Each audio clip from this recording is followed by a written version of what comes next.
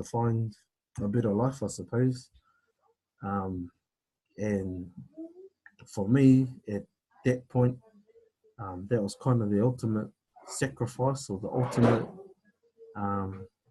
ultimate way of showing their mokopuna or their uri, or people that are going to be coming, following their sort of whakapapa, I guess, in generations that'll come later. The amazing feats that our people were able to accomplish in their day. A lot before, I suppose, the idea of what a Māori whānau represents nowadays, and a lot of the statistics that go along with it. So this image here sort of just presents for me a pure image of what being Māori is about. And so, Bro on the mission, those are the sorts of missions that I'm sort of, I like to try and sort of test out, I suppose. Because if that's the idea, and if that's the feat that our tupuna were able to accomplish back in their day, there's no reason why we can't replicate it now, and do some amazing, awesome stuff nowadays, even with this whole sort of idea of what a Māori represents nowadays, which is sort of tarnished by a whole lot of different things like poverty, like domestic violence and all of that sort of thing. And so the thing about Bro on the Mission talks about the online mindset group conference, and mindset is what it's sort of all about. And if we can sort of return our thinking to those pure thoughts, or to the pure thought of what a Māori actually is, then we might be able to start moving our people towards those sorts of things. And so my inspiration, or how did this sort of stuff come about? So just a little bit about me, I suppose, to carry on. Grew up with a single mother. Dad sort of split long time, so my go-to person, or my role model, or whatever you could say, was my mum. And one of the things she sort of did for me at the time was send me off to kohanga. And that's where I sort of started to learn about what being Māori was all about in that pure form, I suppose. Other inspirations, well, we got the historical grievances, treaty, New Zealand Wars, Tohinga Suppression Act, and all of the things that Pākehā people sort of put out there to, try and do what they do and overtake a whole, race of people to try and take over the world. And those are the sorts of things that inspire me, not in a way that we react to it sort of in a radical way, but know, understand and acknowledge that it was a part of the history of our country and the history of our people, and then figuring out ways to move on from that in the space that we return to those pure beings that we once were. Because if we can't get past all of that, then there's no real way of being able to help ourselves, really. And for my opinion, I think there's a whole lot of different health services and all of that sort of thing that can still do a bit of mahi in that regard. So I went to kohanga, learned about being a Māori kid, growing up Māori with all of the atua stuff and believing in the Māori version of what the creation story is about. They went off to Kura Pākehā. I went to a mainstream Pākehā school, which again was just a whole total different world. Got to a Pākehā school, didn't really know how to speak English at all, really. And so, not being in a place where you're not able to communicate is a bit of a mission. And from there, I sort of took a whole lot of different learnings about how to be a Māori in a Pākehā way, I suppose, or Pākehā school. Yeah, other inspirations, couple haka, and this movie, The Māori Nation Buzz, where I met the Bairangari. Yeah. So, you know, a few things there. That's it. Yeah, so moving the Māori Nation was a kaupapa that Anariwa and I sort of took on around 2015, which pretty much was all about getting our people more physically active and more healthy, I guess. As we know that the statistics show that Māori are the highest, unhealthy people, I guess, or have the highest rates of unhealthy people in the country. So, yeah, one of the things that we spoke about, and I'll probably never forget about it, is one of the things Anuru and I spoke about was what's the most significant time, or what's the most significant event that has happened where we have seen a Māori nation move. One of the things that sort of stood out in our minds was the 2004 foreshore and seabed hikoi. Whether you were there in person or whether you saw it on TV, just just a mana of being able to see things sort of unravel from the top of the North Island all the way down to Wellington, and everything that sort of went on there. The streets were packed, and if you could ever see a Māori nation move all at one, with one thought and one opportunity or one sort of outcome, then that was it.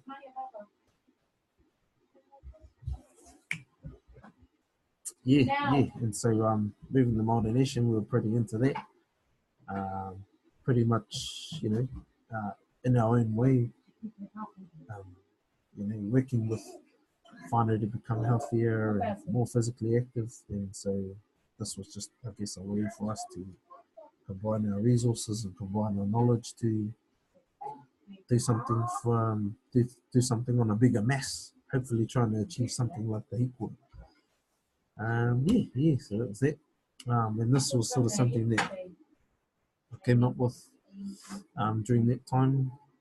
Toiora sort of speaks about, we break the word up into two words. Toi is in reference to Te Toi o Ngā Rangi, which is where Io Matua Kore, sort of resides in his place. Ora being life, and so that pinnacle of well-being, or that pinnacle of wellness that is unsurpassable, in a way that if Io Matua Kore is the creator of all things, he's the creative energy that is ultimately supreme, then if we are an example of that, if we are part of the whakapapa of that kōrero, then there's no reason why we can't be the same. Because again, like we say, Māori are part of the environment, and the environment is part of being Māori. And so Toiora is sort of representative of that. And the wānanga is just the wānanga space to be able to have these sorts of kōrero for people to share their ideas, and under, without any sort of worry to say whether this is wrong or that is right or whatever. Having the forum to be able to just share what we share and the knowledge that we have is mean. And so toi tu te kiko, there's that saying, toi tu te whenua whatungarongaru te tangata, that if when man passes away, I guess the land will forever be standing. And so toi tu te kiko is just a representation of that kōrero in the flesh. So if we talk about ourselves as people, the birds that are in the whaitau, trees, or everything that's in life, if we work hard at looking after all of that sort of stuff, then they'll work their hardest to keep us in check too. Tutu Te Manawa is everything like to do with the heart. We're talking about um, the moving the Māori nation space and getting people physically active in a physical way. Tutu Te Manawa to, to keep our hearts nice and strong. But then in another sense too is everything that we hold dear to our hearts and all of our taonga and all of that sort of thing. If we work hard in sustaining all of that, then hopefully a little bit further down the road we'll be on a better track to achieving health outcomes. And then tū te hā kia u ki te oro. It's just basically about just nurturing that breath, I guess, so that we can be alive for a lot longer than we have been, I guess, and so that we can achieve anything and everything that we want to for the amount of time that we're here on this earth. And if we look after all of that, then we can guarantee that we'll be here a little bit longer. So yeah, so what, how did it begin, or what did we do to start moving, this sort of stuff? And basically, you'll see in a couple of slides a little bit later, one of the things that really sort of registered with me was all of the stuff about kaupapa Māori, mātauranga Māori, whakapapa, karakia, pūrākau, and all of that sort of thing, because originally that was my first form of learning in kohanga. And so when this kaupapa came about, I thought, ooh, yeah, I've got heaps of ways to sort of just put this sort of stuff out there and try and relate it to some of the mahi that we were doing. And so if karakia is all about, providing some sort of safe environment, or to get everybody onto the same kaupapa and all of that sort of thing, then we know that it works in the mahi that we do, and we know that wherever we take it, we believe in it that much that it's just, whatever we karakia about will, whatever we perform will just, do its thing. But then we also know too that there's a lot of people that wouldn't believe it so much. They know that it's a part of who they are as Māori, but not growing up with that same sense of sort of identity in a way, wouldn't sort of believe it so strongly. And so one of the things that we do is, just have karakia before we go out on the road, just to make sure that we get out and back safely. The whakapapa thing will sort of go into a few slides a little bit later, or maybe the next one as well, just in terms of the atua and their role, I guess, in the environments that we sort of put ourselves in. Because again, going for a walk up a maunga isn't something that the maunga is there for, but we put ourselves in that situation. So anything that we feel along the way is, I guess, is a part of that journey. Whether you're climbing up 1,000,000 stairs to try and get to the top and your legs get a bit of a workout, it's not the maunga's fault. We put ourselves in that situation. So it's getting whānau to sort of understand that on the whakapapa sense is that we derive from all of those things. And then by doing that, we just sort of looked at a few different endurance sports or endurance events.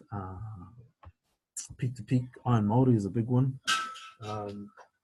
Again, it's probably one of the most significant things that I can think about, when you see a nation of Māori people move, because again, there's fellas out there that are, 200-300 kgs and they're out there doing it, and that's a main inspiration. So, some of the pūrākau that might go along with it might relate to the journey that our tupuna took from Hawaii to get here. whether it took 42 days or however long it took. I think the last journey that a waka took about 9 months. Damn, it's gone flat.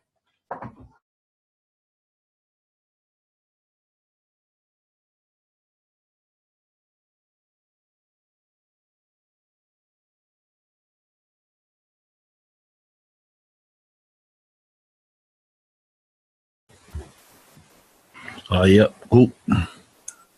Because each thing went flat. Did he? People from Rarotonga, people, the Native Americans, all the same sort of kōrero.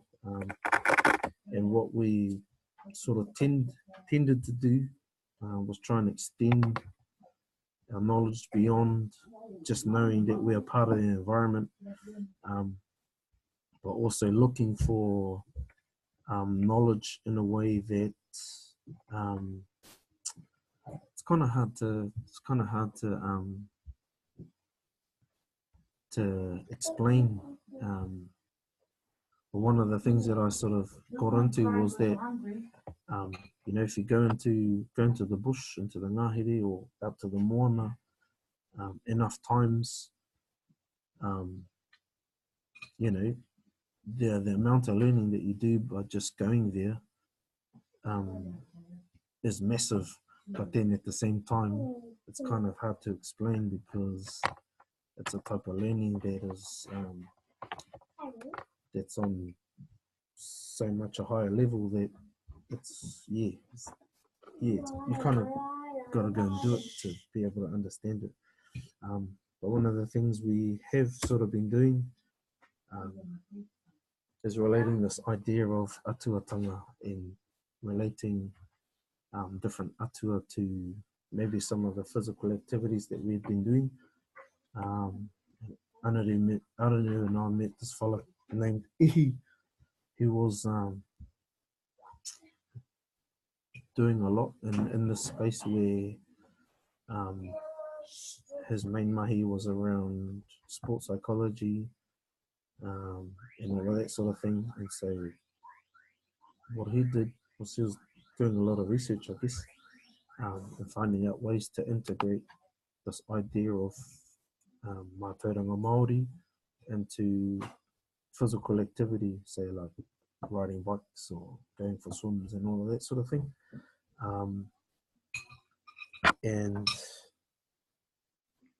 yeah, an idea I sort of put down here, and we'll have a look at that whakapapa a little bit later or soon, the whakapapa of snow to encourage participation in kayaking events. Not so much for the kayaking, but more so the idea about where cold water comes from in a whakapapa sense that relates to Tāwhiri Mātea. And we'll just have a little bit of a look at this video. Hopefully he will explain a little bit about what Tāwhiri is about and his stuff. See if it works. Oosh. This one's real exciting because we got the perfect environment and the perfect conditions to show you the visible form of Tāwhiri Mātea. When I breathe in front of me, you can see Tāwhiri Mātea's physical form. Normally we can't see it.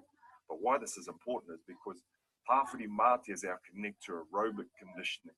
Now, if we talk about the whakapapa of Tāwhiri Mātea coming down from Ngā and the connection to Ngā Whetū being one of the oldest atua that we have, the visible form of Tāwhiri Mātea, when I breathe in front of me, lets me know that it's here. But when we take Tāwhiri Mātea into our body, that's where we turn it into physical activity. Now, Tāwhiri Mātea's personality traits change. If we go up, and the air or the density changes, or his personality traits change if it gets colder, or if we're running harder, we need more of him to be able to become more physically active. So when we are breathing, we're taking Tāwhiri Mātea. So that's our understanding of Tāwhiri. So when we can see the visible form of Tāwhiri, it's a unique opportunity for us to know how we're interacting with tāwhiri.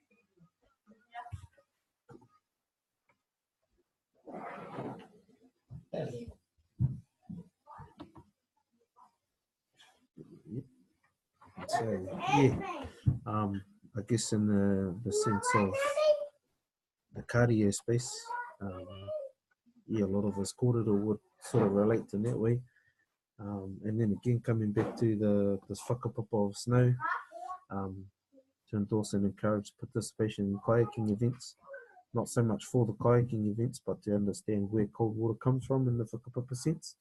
And so one of the things that I sort of went and tested, or one of the theories that I went and tested is this one that's coming now. So on the left there, you can see, I guess, a bit of a whakapapa there, from Tāwhiri Mātea down to Waimātao, which is cold water.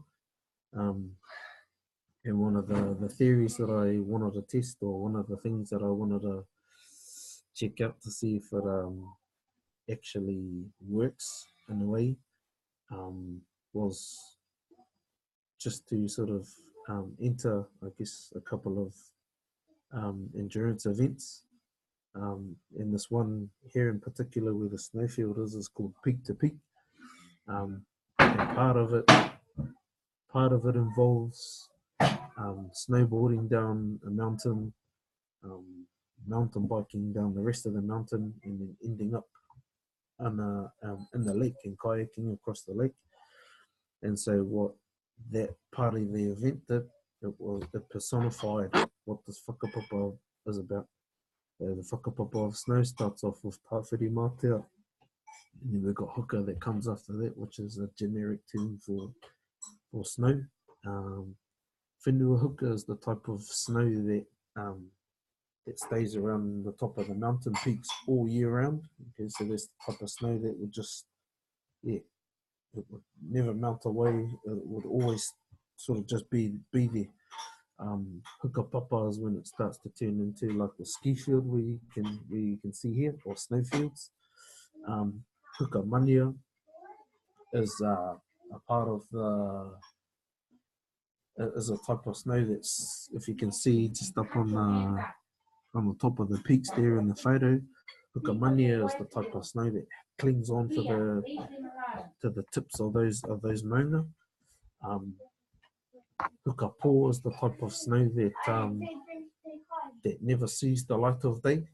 Okay, so there's, and amongst all of those maunga there's crevices in shaded areas. So hukapo is the type of snow, or the parts of the snow that don't see daylight. So hukamania, when it falls off the top of the mountain peaks, changes to hukahoro, so it rolls down the side of the mountain, and if it picks up enough snow, then it starts to turn into an avalanche. So that's hukahoro there. Waiuka is like a massive glacier that empties, or it's a massive glacier that, say, snow from the snowfields sort of starts to melt away, and then heads down into the valleys, and then creates a massive glacier. So Waiuka is a type of glacier that empties out the snowfields, I guess. Kipakanui is another word for ice. Waiparahoaka is like the creamy, sort of milky sort of a colour that you see that runs out of glaciers, I suppose. If you've ever seen what that looks like, Hukapuri is frost, and Waimātao is cold water. And so when we go back over that whakapapa, if we're what this event did for us, I guess, is help us to go to that environment and understand each and every one of these names in this whakapapa. But also with the Waimātao, as you can see in the photo that's down the bottom as well, part of what the event included was paddling down the river, or paddling through a bit of a lake as well. And so for us to be able to go through that paddling phase, we had to understand where that cold water comes from in terms of the whakapapa from Tawhiri Mate down to where we were, and putting ourselves in their environment, whatever happened, as you can see, the waka that's tipped over, that's mine and Leo's waka, understanding this whakapapa here and where it sort of stems from, kept us not so much safe in a way that physically safe, because obviously if you're upside down and the waka tipped over or sitting over the top of you, then you've got a mission to try and get it off so you can breathe. But also in the way that it helps us to keep ourselves safe in keeping calm and keeping relaxed. And that if being in the cold water stems from an atua, everything that comes from the atua down to cold water that you're in and that you're a part of sort of gives you that sort of not a safety barrier, but more so just that idea of thinking that everything's okay. Stay calm, really, because that's when people start to freak out, that trouble starts to happen. And so in this event, I suppose, when our waka took over, having all of this knowledge in mind sort of kept us relaxed and kept ourselves safe, I guess. And then we could get the waka off no sweat. Stood on the side for a bit, had a bit of a breather, had a bit of a reflection on things and how we could do it better. And then the next time we went down, it was pretty good. So yeah. And then from there, it's just sort of, that's just one example of how we might use whakapapa, or how we might use mātauranga Māori to help us do the things we do. And going back to that time when I was at that Pākehā school, I couldn't be Māori because I couldn't see a way of the things I had learnt at Kohanga fit into the things I had been doing in this Pākehā school. And so throughout my life, I've been questioning that idea, and that if all of these things that I learnt at Kohanga were the first things that I ever learnt in my whole life, were only kept at that sort of age bracket, then why is it that I can't take it into everything that I really do? And so that's what I try and look for. That's what I try to do in terms of this mahi here. Although we were helping whānau to, physically be more physically active, eat healthier kai and all of that sort of thing. What would be the difference, I guess, to what a normal gym would do? So if you sent people to a gym, they'd get a trainer. Their trainer would sort of, run through the exercises with them, give them a bit of a plan, tell them, you can do this for a couple of weeks, and then we'll sort of, get together and see how you're going. But in this respect, or this aspect here, there's a whole lot of things that are added to it. And so when we look at the physical activity sort of a space with Iron Māori, there's a whole lot more people around, which means that you've got a lot more support around you. And if at any time you ever sort of hit the wall and you think that your exercise is done or your race is over and that sort of thing, there's always whānau there that can sort of help you out and keep pushing you along. Then we've got the idea of having tamariki around too, which sort of makes things real. And that by having them there is an understanding that there's still plenty more work to be done. And although, you sort of might hit the wall and that sort of thing, or become a bit stressed during the things that you do, this whole idea of atuatanga and this whakapapa stuff sort of helps us to helps us to just sort of balance out our thoughts so that we don't get too overdone or too overstressed, or take it too easy as well. And so, yeah, um, I guess. And having that as a mahi sort of just gave us the opportunity to try and share these ideas with people to see how their learning journeys would be, as this sort of a thing sort of went on for a year or two, as opposed to a 8 to 12 week sort of stint in the gym. Not to say that gyms are bad as well, but then again, this just presents a whole lot of different factors, I suppose, to keep our people motivated, keep our people, just continuing on to do awesome things that originally brought us here. So and then so I decided to test the theories a bit further, and kind of go to some sort of extreme measure, I guess, because when I think about it, our tupuna done something extremely extreme, by leaving Hawaii to find a whole new land to inhabit, and the outcome of that is the world that we have today.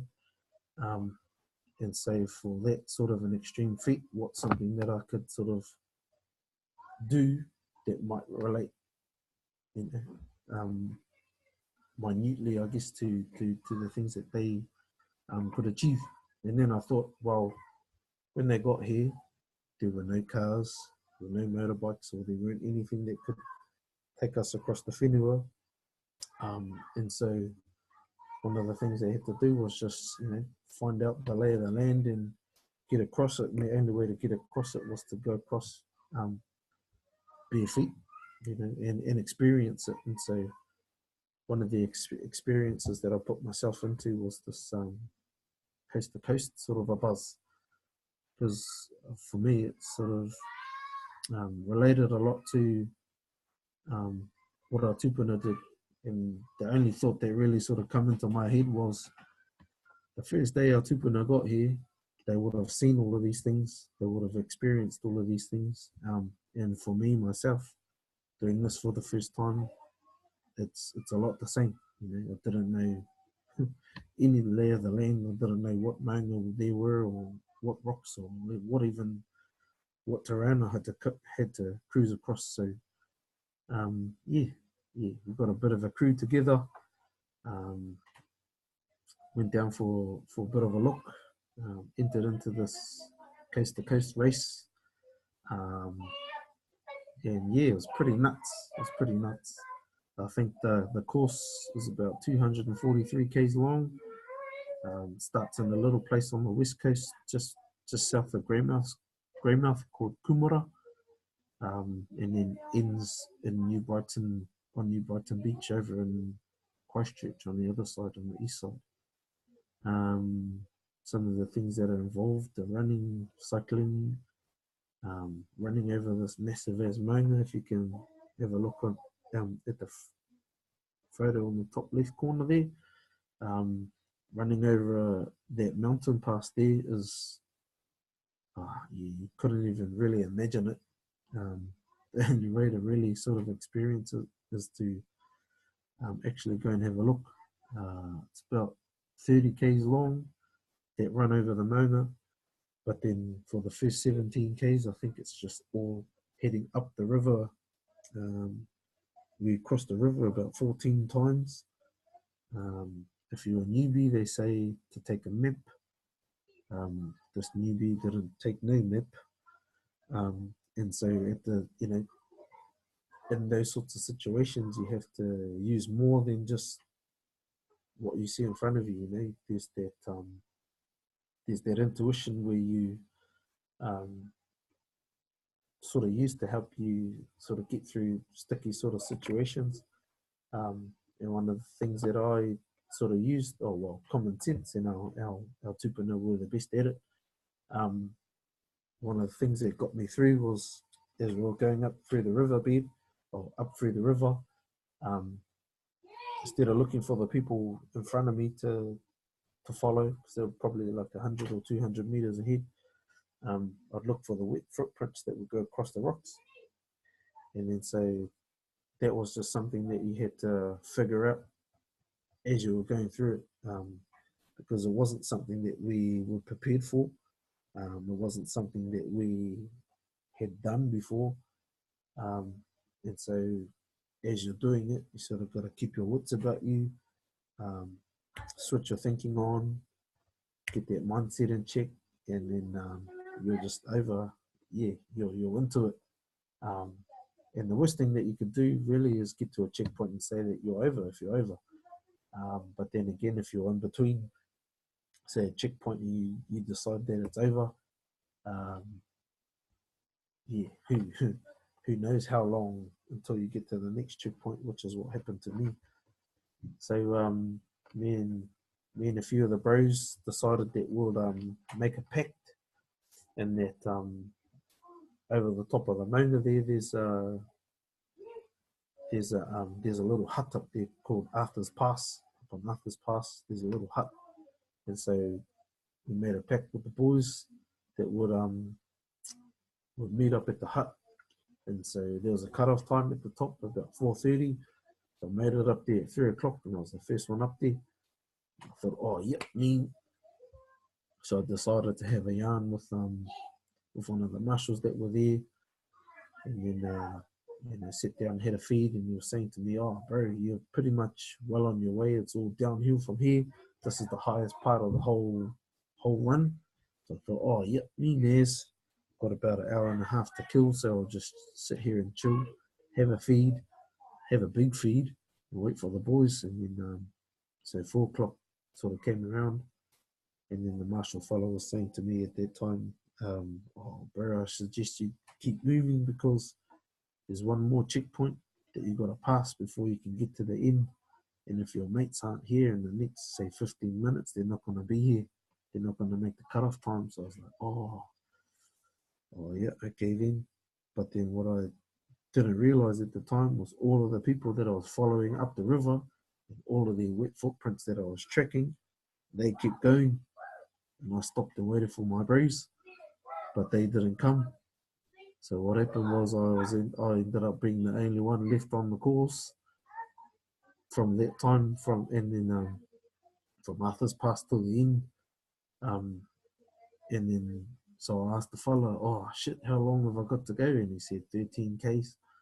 I was like, holy shit. So I thought, well, better get my ass moving. So down the maunga I went, and then went across the riverbed again, followed this track along the side of the river, and then went back into the bush, and then up this maunga. I thought, oh fuck, this fella said it was all downhill. So, up another maunga, down the side of that one, back out to the riverbed, followed the riverbed back into the bush and up another maunga. And I thought, far out, this fella's all shit. And then anyway, went up another maunga, and then down the other side, back out again, and then through the bush, and up another one, man. And then anyway, got to a place called Dudley's Knob where the last checkpoint was made. So I thought, oh yep, sweet. And then he says, oh bro, you made the cutoff, so you're all good to go. So I thought, yep, me. And then I asked, oh, how long have I got to go? And he said 9 Ks. Like, oh, bugger you and your 9 Ks. And anyway, went back down the maunga, back out to the riverbed, across the riverbed, back in the bush and up another bloody maunga.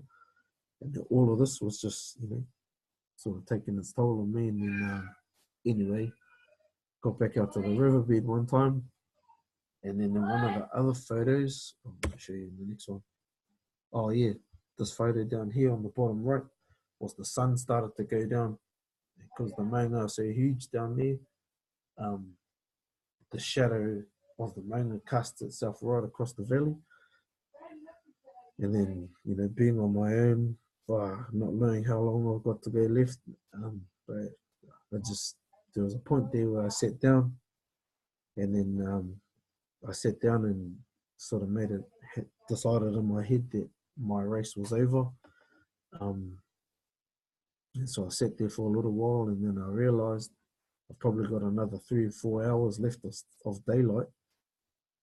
So if I sit here, I'll have to wait for at least 4 hours before the marshals leave their post to start walking out, which will mean they'll probably take another couple of hours to get to me before we can take another couple of hours to even get out. And then so all up, it'll take another 6 hours for me to get to the end anyway. So then I got up and then I saw this little blue jacket, if you can see towards the end of this photo down the bottom here, where the tip of the sunlight sort of goes into a little shoot. Well, just towards the near anyway, I saw a little blue jacket, and there was this little Asian lady. So I thought, oh mate, I'm gonna hunt you down and mana it. And then anyway, we get out, and then we could see the road where the finish line was. Got to the road, and then we had to cross over the river, and then get to the end. It was another 2 k's to the end, and then by that time, absolutely had it. And by the end of that day, there was like 16 of us that started the race, and there was only 6 of us that made it through. The other fellows that made it through were these 3 super athletes that were part of our crew, and then another couple of people were in a tandem. So they were a married couple who could do everything together. And then the old black Maori boy was the only one left in the crew that was sort of towards the slow end of things. And then I knew as soon as we got up on the second day, then I sort of knew, well, it was going to be another day of me just being on my own. But again, going back to this idea of whakapapa and all of the things that we sort of carry and the things that we sort of stem from in terms of the environment, those were the things that sort of kept my mind active, and they were the things that kept me focused on getting to the finish. Because when you think about it, I think my race time was like 23 hours, and about 2 of those 23 hours I was around people. And so to be in that sort of an environment, you had to have some sort of protective factors, or some sort of mental strategy, I guess, to help you through those times where it got hard. And if not from other people, then the things that were around you in terms of the maunga, in terms of the ngahere, the rivers and all of those sorts of things, the atua and the whakapapa that sort of stems from it. And if you think of physical activity in that way, it sort of pushes you along, and right, it sort of did for me, I guess, and those were the things that I was out there to test. And those were the things that encouraged me to help share with our whānau. Then it helped me sort of to realise too, if I was expecting all of these things from our whānau, then they would sort of be expecting that I'd do something of the same sort of magnitude. And this would probably be the nuttiest thing ever in the whole wide world anyone could ever do. So that's that, and then just getting to the end, coast to coast, literally. So, and then one of the photos in there, got my hand touching the moana on one side, and then being at the moana on the other side as well. People always talk about, being part of the environment, but only sort of in a way that we acknowledge that, and we acknowledge that mentally. And one of the things I wanted to do was go and acknowledge it physically, because again, we know, especially being Māori as well, the wairua tinana hine ngaro whānau sort of aspect can go a really long way. But if we only use knowledge and take it as knowledge, then it only ever stays as knowledge. If we don't take it off the shelf and put it into the things we do, then it only stays as knowledge. Whereas if we live it and breathe it and walk it, and sort of experience it on not on this level all the time, we can truly say that we can, just honestly say that we had a go at trying to be as pure, I suppose, as what our tupuna were like back in their day.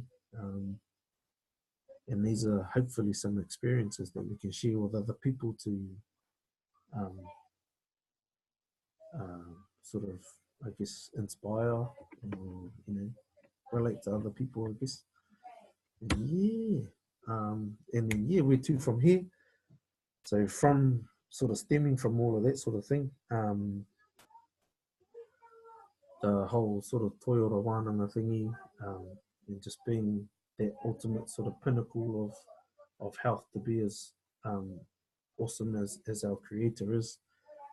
If we can take that sort of an idea and infuse it, I suppose, in learning, that's sort of where I'm hoping to go with this kaupapa next. Not so much in a preventative phase or in a intervention sort of a phase, but more so if we can get rangatahi or tamariki right at that young age and give them these ideas and teach everything there is to learn at school with these sorts of ideas and with it, then hopefully by the time they get to being our age, then they're already sort of well ahead than a lot of most Māori are, I suppose. And I've got people in my family who would look at all of the stuff sideways and not even really sort of want to take the time to understand it, because of that the effects of colonization, the effects of our tupuna and our ancestors being smacked at school for speaking Māori and all of that sort of thing. So we're sort of at that generation now where the likes of my parents are sort of taking those roles on a marae, but not sure what to do. So where to next for me, I guess, is trying to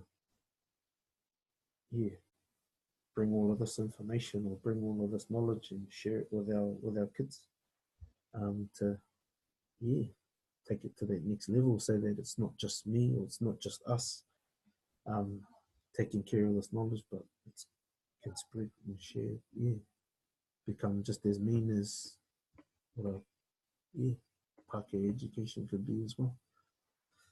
And the videos are just of people that I thought wrap it up pretty well. Sort of given a good idea about the cultural context of maths. I think that's what this lady is talking about. It's not the one, it's this one. So if we put the cultural context into maths, and this African lady does it pretty well.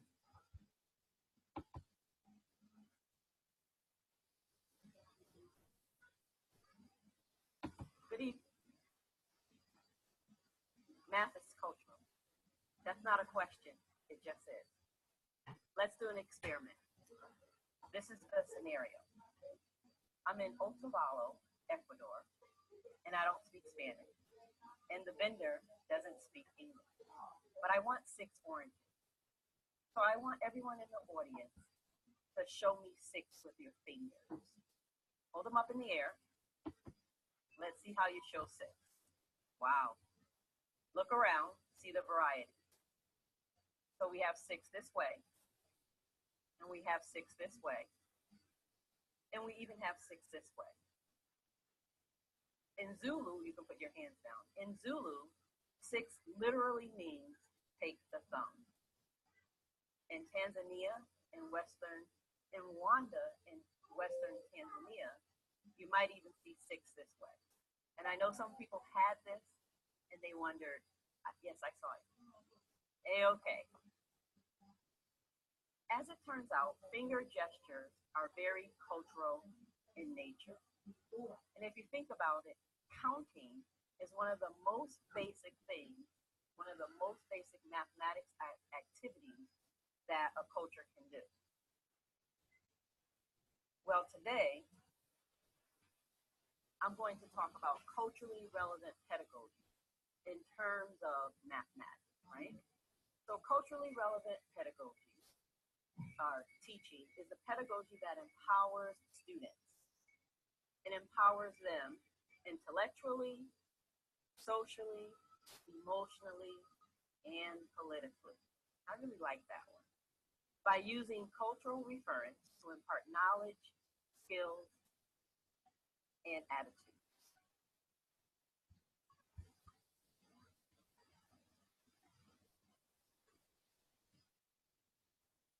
First of all, students come to school to learn. We know that. But we also know as educators that what students learn in the classroom is not all there is. Johanna Hayes, our Teacher of the Year, and she's from Waterbury, Connecticut, she really believes that it takes more than what you do in the classroom. And so I agree with that, and I think most educators know that. Gloria Latson-Billings says, culturally relevant teaching has 3 criteria. One is that students have academic success. So it's not enough for the access. We need the attainment. 2, that students have cultural competence. But let's face it, we are also hearing that teachers need cultural competence as well. And finally, that children develop a critical consciousness. We have to help students, and this is where the politically comes in. We have to help students understand and be empowered to challenge the status quo. So yeah, just what that sort of brings to light, I guess, for me is that the latest poll results, I guess, of the election and the Māori Party, I guess, not being successful in their in what kaupapa that they were carrying. But for me, in terms of where to from here, is allowing all of this information and all of this knowledge to be shared and to be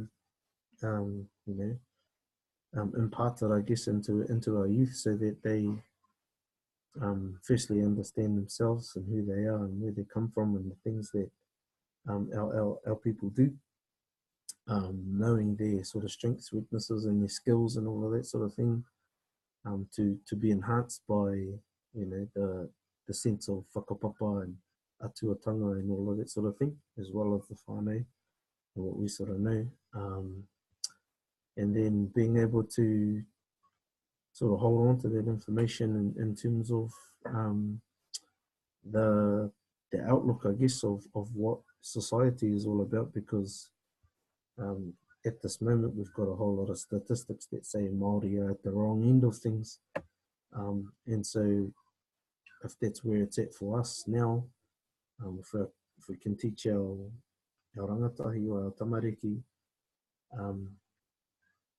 well at those younger stages, by the time they get to sort of our age, I guess, then they've got all they need to be able to be successful. And so one of my sort of missions, I guess, is or one of the things I want to sort of try and get started is some sort of a kura that will that will sort of impart all of this knowledge onto our youth, so that they can learn to be and grow to be the awesome people that we know they are. But somewhere along the line, things get a little bit wary, or things get a little bit twisted, which can be influenced by a whole lot of things like social media and technology and all of that sort of thing. And without that strong sort of a grounding, then that's when things can start to be a bit of a worry. But yeah, well, those are just my thoughts anyway. And yeah, I guess that's the mission. I guess that I'm sort of on at the moment. And whether it works out or not, we'll just go hard and give it a crack anyway. Hey, brother. Ke runga no atu, brother. Ke runga no atu. Kare are kereke nami ki a koe. Nikki, brother. Quite, Yeah. I learned a lot. And you surely learned, like when we did that training over here and there, you surely learned. I didn't. Like I was kind of thinking this fella's blowing trumpets, but you actually actioned it, brother. So it's kind of cool that you actually, you know, it got you through that journey. Bro. That's out of it. Yeah, I put myself there, eh? Like, okay, well, if that's how it is, then let's see. Bro, that